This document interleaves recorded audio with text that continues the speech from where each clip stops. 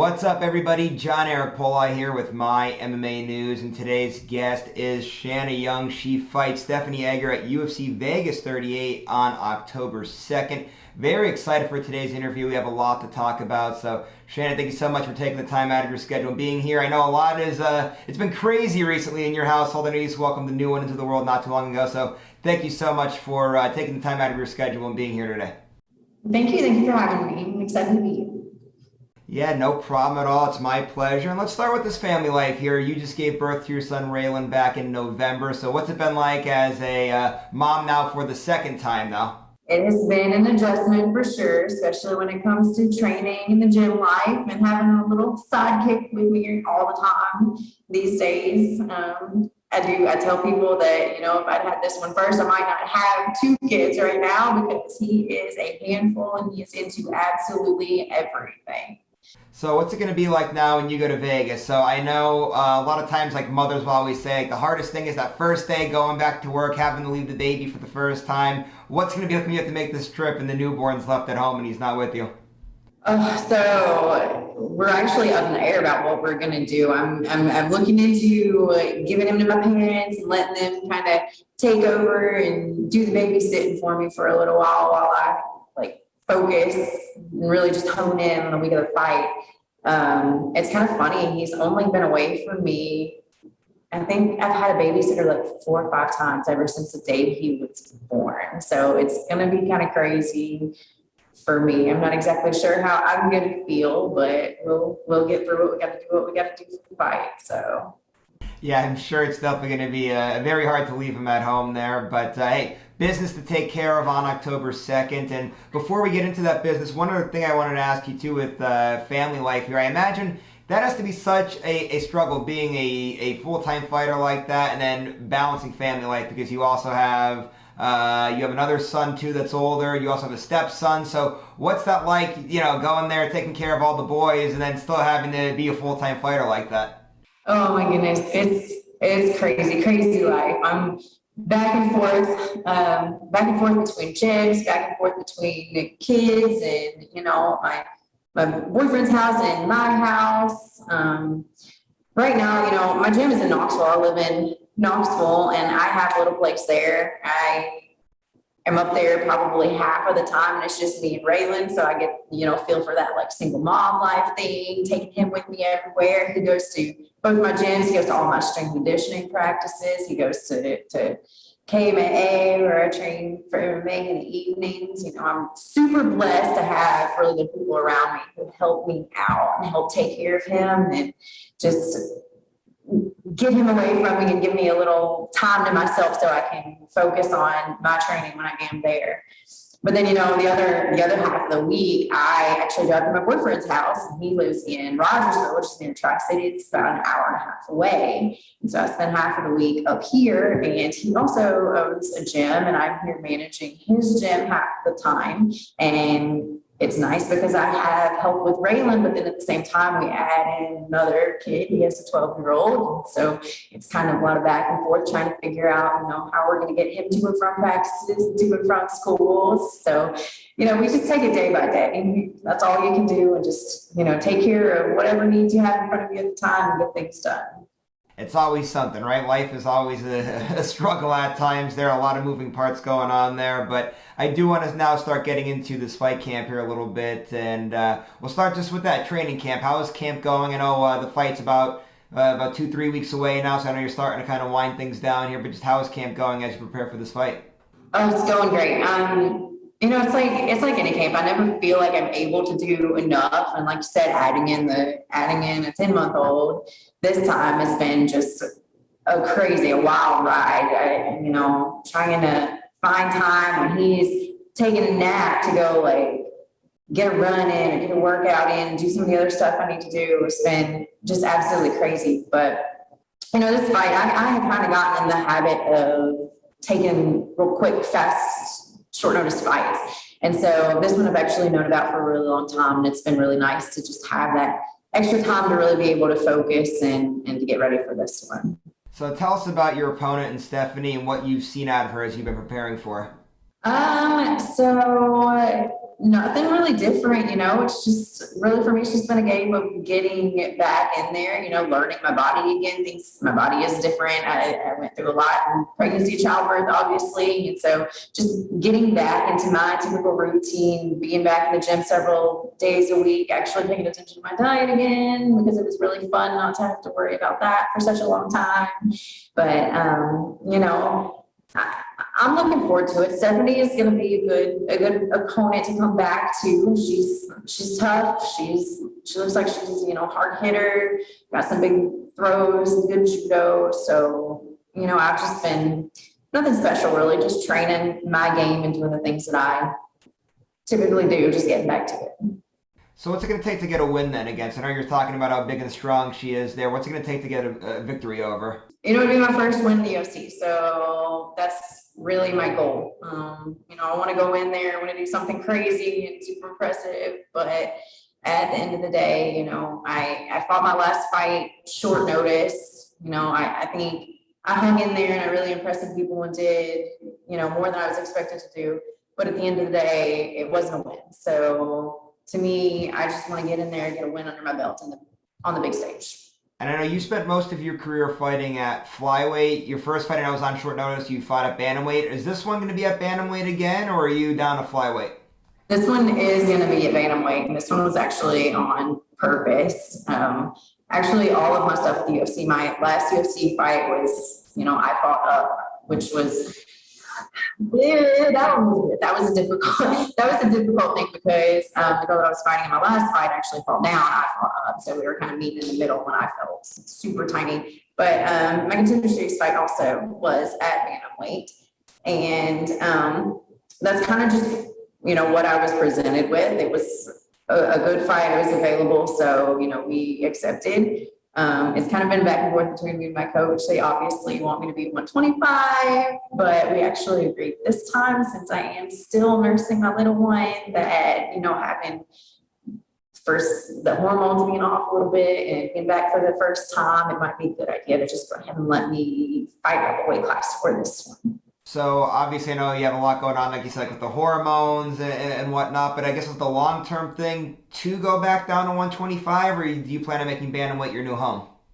We'll probably end up back at 125, as much as I hate it and hate the diet. Well, you know what, we're looking forward though to seeing it, no matter what weight class that you end up fighting at there. But one other thing that I have to ask you about for this upcoming fight, you mentioned before about your first fight and how it was on short notice and everything there. What was that experience like? I imagine like the first time you do anything in life, it's always hectic, it's always crazy. That's your first walk out to a UFC octagon, the biggest fight promotion. Just what were those nerves like? And do you feel like now that you're doing it for the second time, like you're going to be more relaxed and things might come a little bit more natural inside of the octagon this time around?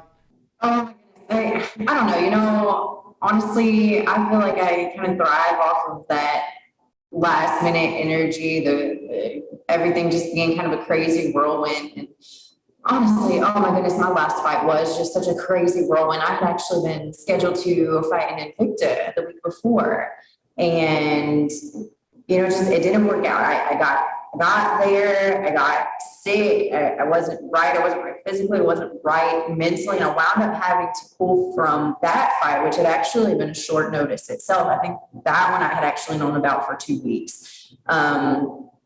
But at the end of the day, that one didn't work out. I decided I was going to take a little bit of time off, kind of get my body and myself right, get over, whatever was going on with my body. I was sick and nauseous, didn't feel well. And so I actually spent that weekend, I drove back home from Missouri and came back to my family, spent the weekend, eating everything, being fat. And then that Monday, I was sitting on my couch, skipping the gym, which I never do. And I got a phone call, and it was my coach telling me to get my butt to the gym right now. And so immediately my thoughts were, okay, this is either really good or really bad. Like I'm in a lot of trouble or something great is about to happen. So, not knowing what was going on, I got in the car, drove down to the gym, and that's when my head coach, Eric Turner, he told me that I had a fight in the UFC. And I needed to get ready. We were getting on the plane the very next morning at 7 a.m. So, I mean, I immediately didn't get to train that evening or anything. I just went straight home and packed my bags up. And then within a week, I was fighting in the UFC for the first time. So it was just, it was a whirlwind. It was crazy and insane. But at the same time, you know, I think I thrive in that environment. I like, you know, not having the time to really put too much thought into it. So this is definitely going to be different, having so long to have thought about it, to have trained. There's pros and cons to both sides, but at the end of the day, you know, I love it. I love getting in there and I love doing what I do. So. Well, that was a very crazy story. What a way to get a first UFC fight like that. And speaking of crazy stories, I do want to get into your wrestling background because you are somewhat, I guess you'd say in a way, a bit of a pioneer in women's wrestling to a degree here. So women's wrestling isn't heavily, I guess, sanctioned in the United States, you could say. I know in my state of Pennsylvania right now they're making a big push to get it to be have state championships and everything else, and have all schools have it legalized. And you went through that struggle when you were coming through. You looked up to fellow UFC fighter Sarah McMahon. I had her on the program recently. Talk about your wrestling background, because when you were in high school and you wanted to go wrestle in college, you said there was, what, like only 8 colleges all across the country that offered it? 8 in the country, yeah. So my mom was a teacher at the high school where I went to high school, and she had a lot of wrestlers in her classes, and I'd always been like this big karate kid. So that was my thing. I like to beat people up and everything. And some of her students would come in and like kind of pick on her and make fun of me. She was always super friendly with her students, but they would come in and be like, hey, you should have your daughter wrestle, you know, just joking around. And so she decided she was going to show them what was up and make me go out for the wrestling team. So, you know, I did. And I actually, that's a fun story. I actually had my first fight when I was 16, because in the state of Virginia, there wasn't a commission back then. So my parents just like signed on the dotted line and threw me in there. It didn't go the greatest, but anyway, yeah, I wrestled all 4 years of my high school career on an all boys team. There was one other girl that would come out every year, besides me. And then, you know, when I got to be a senior, I started thinking, you know, I'd really like to take this further. This has kind of been my life the last 4 years. So I started looking for teams. And at the time there were 8 colleges in the country that had women's wrestling teams. And so I actually signed on at King University to be part of their pioneer team. There were 15 of us that first year. And so at that time, you know, me and I want to say there were really only like 3 or 4 of us that came from all guys teams. There were, you know, all the other girls were from more progressive states. I think like Florida and California had already like implemented women's teams in their high schools. So, you know, we had a lot of recruits from all over the country, but, you know, it was really cool to get to be a part of that, like kind of on the verge part where women were starting to come up, because at the time there were not women in the UFC. And so it was kind of like, you know, I'm doing this and spending my time through college wrestling, like what's the end goal after this? You know, there's always Olympic wrestling, but at the end of the day, you know, there was no UFC. So it was kind of like, what are you working for, you know? I understand, and I do want to ask you one other thing too with the women's wrestling. I know obviously it led to a great career here now, obviously with mixed martial arts before you made to the UFC. But I do want to ask you just about how things have, I guess, progressed to current day, because now it seems like it's a lot more. Let's see what the word is. I guess it's more familiar for women's wrestling, I guess, to happen inside of high schools and everything else. Just, I guess, number one, how much have you seen it progress over the years? And then number 2, how important is it that every state makes women's wrestling legalized and has it as like state championships and has it in every single high school, so this way it can help the sport continue to progress and continue to grow and keep producing these high quality athletes like we're used to seeing now in the UFC? Oh my goodness, yes, it's crazy. So like, it's really wild just to think about it. And honestly, things have progressed so much to the point that it's almost like not even memorable what it used to be like for some of the girls that are coming up, you know. I didn't come up during the worst of it. I was kind of right there on the verge where, women were taking off in the sport, and we were really starting to gain that edge, and women's fights were pretty much like prominent. There would be one or two on every card that you went to. Of course, some of the bigger shows still didn't have them, but at the end of the day, it was starting to take off when I came up. But I look around our gym sometimes at like some of the younger girls, and just how many opportunities they have right in front of them, and how, like, I want to say easy, but at the end of the day, the sport's not easy. Nothing about it is easy. Getting in the cage with somebody who's trying to beat you up, but there's just so many more opportunities, and they're there and they're available. And some of us older older girls had to really like fight for those opportunities, and it was a lot more work. It was even like looking back in high school and trying to like earn your spot on a men's wrestling team. I remember just wishing, like, we had wrestle off, so you had to beat your 18 guy in order to be on our varsity team to wrestle other varsity teams. So just in order to let her, I had to beat our varsity guy. And I just remember like thinking how amazing that would be, just to be able to be on our varsity team, which I think I got to do like one time because they bumped me down to like teeny tiny weight class. I think I wrestled at 119 one time and like wanted to die.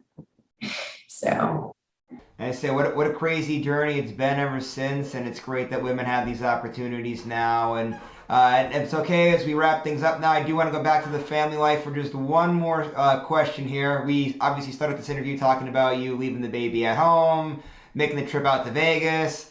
Of course, I still remember being a little kid. The best thing about when your parents went on vacation was they'd bring you a gift home. Are you going to bring the kids home a gift from Vegas with you? Okay, so my parents actually come to every single one of my fights. They've flown to one ever. They typically drive out. So I am pretty sure that the plan will be to hand the baby off to them, and then the family all drives out. So at the end of the day, baby's going to be there. I'll have him immediately after the fight. Everything's just fine. All right, so family trip out to Vegas. That'll definitely be nice. And now, one last thing then finally before you roll out here, because we had a great conversation over across a wide variety of stuff here. Just the last thing before you roll out, though, tell everybody where they can find you out on social media. Also, if you have management, coaches, sponsors, anybody you've got to give a plug to, please feel free to do so. Yeah, so you can find me on Facebook or Instagram, also on Twitter, but I'm very rarely on it, at Shanna Young.